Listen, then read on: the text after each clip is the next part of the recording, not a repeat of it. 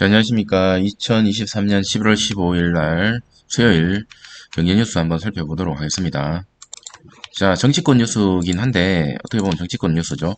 자, 은행 행제세, 은행의 이제 행제세가 거의 될 것 같습니다. 왜냐하면 여야 전부 총선을 앞두고 국민의 힘도 마찬가지고 눈치를 좀 보고 있는 와중에 이 은행의 이 횡재세를 걷어서 가난한 사람들 혹은 취약계층한테 저금리 대출이라든지 이런 쪽으로 주겠다라고 얘기를 하고 있죠. 정치적인 이슈긴 한데 제가 이 뉴스를 보여드린 이유는 배당주가 사실은 지금 좋지 않죠. 왜냐하면 수익을 많이 걷어서 은행계 금융권 관련 주식을 가지고 계시는 분들은 기분이 계속 좋았는데 지금 이런 횡재세가 나온다면 아무래도 그들에게는 좋지 않은 뉴스가 되지 않을까라는 생각이 들고 금융주들에 대한 어떤 움직임도 한번 살펴볼 필요가 있다라고 생각해서 한번 보여드렸습니다. 자, 두 번째 살펴볼 거는 AI 최고 전문가가 연봉이 어마무시하게 올라가고 있죠. 오픈 AI, 구글 이런 쪽에서 인재 쟁탈전 치열하다. 이 말은 뭐냐면 앞으로 미래의 산업은 이 AI가 거의 독차지할 거다라고 보여집니다. 저는 개인적으로 AI, 2차 전지주들 그리고 자율주행, 로봇 이런 산업들에 대해서 사실은 전망을 좋게 보고 있기 때문에 이런 것들을 잘 살펴볼 필요가 있고 국내 AI가 어디가 지금 주요 산업으로 기업에서 전문적으로 육성하고 있는지에 대해서 한번 살펴볼 필요가 있지 않나라는 생각이 듭니다. 자, 고금리 못 버틴 2030 영끌족이 1년 새 12만 명이 집을 팔았다라고 얘기를 하죠. 제 주변에서는 지금 부동산은 저가다, 지금이 기회다라고 얘기하시는 분들도 사실 좀 있더라고요. 왜냐하면 주식이랑 비슷하죠. 주식 신용으로 들어갔다가 신용을 못 갚고 다시 뭐 반대 매수 들어가는 약간 그런 느낌이라고 보시면 되죠. 통계청에 따르면 2022년 주택 소유 통계가 68만 명이 넘었는데 지금은 계속적으로 금리는 오르고 있고 거기에 물가는 계속적으로 오르고 있고 그러다 보니까 이 고금리를 못 버티고 있죠. 제가 뒤에서 보여드리겠지만 카드론 대출도 사상 최대로 나오고 있고 거기에 따른 부채도 사상 최대입니다. 그렇기 때문에 아마 조금씩 조금씩 더 이런 식으로 연걸로 부동산을 하든 주식을 하든 좀 위험한 단계다라고 생각이 들고 한 번쯤은 이렇게 좀 떨어지는 날이 오지 않을까. 그럼 신규 진입 입장에서는 기회고 그게 아닌 사람들한테는 지옥이 될 수 있는 그런 상황이다라고 보여집니다. 자, 재밌는 뉴스인데요. 탕후루 여러분 한 번씩 다 드셔보셨죠, 이번에? 탕후루가 갑자기 가맹점이 엄청나게 많이 뜨고 있고, 특히 유튜브에서, 탕후루 알바생 300에서 500, 400만 원 정도 수익을 창출할 수 있는 극한 직업으로 많이 소개되고 있었고, 한창 핫했었죠. 근데 지금 현재 이제 쌀쌀해지고 날씨가 그러다 보니까 매출이 떨어지고 그러다 보니까 창업 열기도 떨어지고 기존에 탕후루 가게를 오픈했던 가맹점에서 급매로 나왔지만 그 급매를 살 수 있는 사람들도 없고 이러다 보니까 전국적으로 이 탕후루가 반짝으로 끝나나 이런 뉴스 기사입니다. 올해 창업시장을 하도로 뜬 탕후루 매장이 기온 하강에 맞춰서 매출 감소. 지금 추운데 이거 뚝뚝 떨어지면서 손잡고 잘 먹지 않죠. 그리고 이거 먹어보시는 분들은 알지만 입에서 피가 날 수도 있어요. 설탕 때문에. 근데 이거 겨울에 먹으면 어떨까요? 완전 더 다칠 수가 있다. 조심해야 된다라고 이 꼬치 자체도 사실은 좀 위험하다. 그리고 과일이, 제철 과일이 있는데 그게 아닌 이상 단가라든지 이런 거 맞추기가 사실 좀 힘들지 않나라는 생각이 듭니다. 그리고 호떡이나 겨울 간식 등 뭐 유명한 여러분 아시는 것처럼 오뎅, 뭐 붕어빵 뭐 이런 것들이 오히려 인기가 많다 이런 식으로 나와 있죠. 그러다 보니까 현재 이 탕후루 가게가 좋지 않은 모습을 보이고 있다라는 뉴스 기사입니다.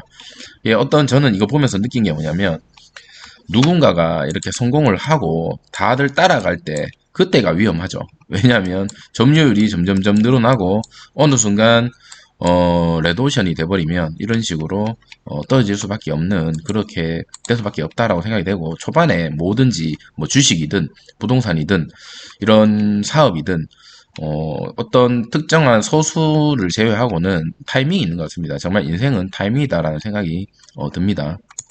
자, 이제 재밌는 뉴스인데요. 미국에서 이게 웃긴 거는 우리가 인건비 줄이기 위해서 이렇게 우리나라에는 많죠. 정말 많죠. 이렇게 커피숍에 가도 사람 대신에 이제 이렇게 우리가 직접 카드를 넣고 주문을 하는, 그리고 마트에서도 직접 셀프로 이렇게 주문을 하는 그런 것들이 심심치 않게 볼 수 있는데, 미국에서는 오히려 그것들을 이제 줄이겠다라는 거죠. 왜냐하면 이제 사람들이 삶이 팍팍해졌다.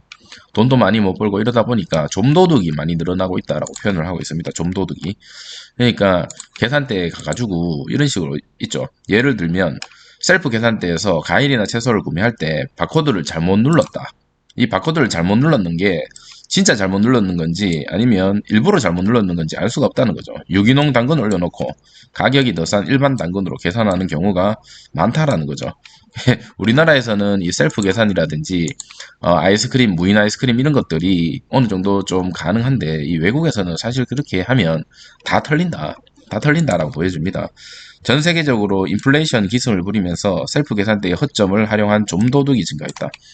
자, 먹고 살기 힘드니까 이런 좀도둑이 나오고 있고, 우리나라도 지금 현재는 어느 정도 양호하다라고 저는 보여지는데, 이런 좀도둑을 잡을 수는 없어요, 사실. 제 친구 중에 무인으로 빵을 파는 친구가 있는데, 얘기 들어보니까 이 점도둑을 잡기도 힘들고, 사실 금액대도 낮다 보니까 이게 뭐 민사까지 가기에도 좀 애매한 부분, 형사까지 이렇게 재판으로 가는 것도 애매한 부분, 그리고 모자를 쓰고 마스크를 촬영해서 들어왔을 때는 잡을 수가 없다고 하더라고요. 그래서 이런 것들도 참고로 모든 인력들이 사라질 뻔했지만, 우리가 예상을 옛날에 했던 게 셀프 계산대 다 이제 대응하겠다, 인간들이 다 사라지겠다라고 했지만 또 반대로 이렇게 돌아가는 경우도 있다라는 게 참 재밌는 뉴스인 것 같아서 소개를 시켜드렸습니다.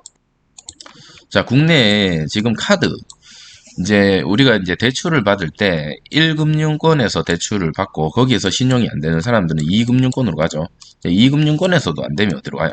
대부론으로 가는데, 대부론은 사실 너무 리스크가 크다. 그러다 보니까 이 대부론과 2금융권 사이에 있는 카드론, 뭐 리볼빙, 뭐 이런 것들을 이용을 할 수가 있죠. 뭐 단기, 장기 카드론. 그런데 지금 현재 이 카드론의 대환 대출이 45% 급증하고 있습니다. 이 대환 대출이라는 게 뭐냐면 유효기간을 늘린다는 거죠. 유효기간을. 그러니까 못 갚는다는. 못 갚는 사람들이 계속적으로 늘고 있다는 거죠. 빚을 못 갚고 있는 사람이 늘고 있고, 카드론에 대한 대출 잔액이 50% 가까이 급증하고 있다. 국내 경기가 정말 안 좋다라는 거죠. 이렇다 보면 지금 늘어나는 카드론 대한대출 계속적으로 늘어나고 있고, 카드사 대한대출 잔액이 1.4조, 상환만기 늘어나고 고금리 경기, 은행 카드 연체율 자체가 지금 엄청나게 높고, 이게 결론적으로 도미노처럼 하나둘씩 무너지는 현상이 나타날 수도 있습니다. 그래서 제가 말씀드리고 싶은 거는, 지금 이러한 상황에서 우리가 주식 이런 것들을 투자를 할 때 조금 더 경기에 민감하게 움직이는 이 위험 자산을 냉정하게 바라볼 필요가 있지 않나라는 생각이 듭니다. 왜냐하면 얼마 전에 제가 뒤에서도 뉴스 보여드리겠지만, 에코프로나 2차전지주들 공매도 관련 뉴스가 뜨자마자 신용 잔고가 엄청 늘었거든요. 그 말은 뭐냐면 개인들이 신용을 써서 대출을 해서 주식을 산 사람들이 늘어났다는 건데, 그거는 또 다른 폭락을 위한 어떤 전조가 되지 않나라는 생각이 듭니다, 개인적으로. 그래서 조심해야 된다. 물론 제가 계속 말씀드리지만 2차 전지주들, 전기차는 미래의 먹거리는 맞습니다만, 현재의 상황도 파악하는 게 중요하다라는 게 제 개인적인 생각입니다. 자, 마지막으로 말씀드리고 싶은 게 이 뉴스인데요. 공매도 금지 5일 만에 비투가 5천억이 급증했죠. 신용거래융자, 아까 말씀드린 것처럼 이 주식이라는 자체가 사실은 위험자산이죠. 위험자산인데 그 위험자산에 이 위험자산에 플러스 위험자산, 신용자산이 늘어나고 있다. 그렇기 때문에 지금 좀 아슬아슬하다라고 저는 보여지거든요. 그래서 정말 큰 금액으로 현재 단타를 친다든지 그런 분들은 조금 조심을 해야 되지 않나라는 생각이 듭니다. 지난 9일부터 하락 추세를 보이던 비투, 6일 공매도 금지 조치로 다시 늘고 있다. 공매도에 눌려있던 2차전지 주요 종목, 여기에 이제 사람들이 오르겠다라고 생각해서 빛을 내서라도 투자를 하는 거죠. 자, 종목별로는 2차전지 관련 종목의 비투가 가장 늘었다. 자, 이 비투가 가장 늘었다라는 거는 이 종목이 하락을 할 수 있는 가능성도 높다라는 거죠. 누가 미쳤다고 빛을 내서 주식을 사는 사람한테 이득을 주려고 매수를 하는 사람이 있겠어요? 이 사람들이 빠져나갈 때 오히려 살려고 하겠죠. 저는 개인적으로 그렇게 생각하거든요. 단기적으로 어떤 움직임을 보일지는 모르겠지만 어제 테슬라가 급등했거든요. 그래서 이 비투로 짧게 먹고 들어가서 뭐 먹었다라고 좋아하실 게 아니라 이 한 번 들어와서 그 맛을 보는 사람들은 또다시 하거든요. 금액을 크게 해가지고. 뭐 제 경험담이면 저게 경험담이지만 그렇기 때문에 조심을 해야 된다라는 생각이 들고 항상 주식은 어, 그 본인이 여윳돈으로 분할 매수 그리고 적정한 어느 정도 밸류에이션에 맞게끔 판단하고 매도를 하는 기법을 해야 됩니다. 저희가 한번 실패를 해봤기 때문에 이런 뉴스를 보면서 제 개인적인 생각은 그렇다라는 게 여러분한테도 말씀을 드리고 싶은 내용입니다.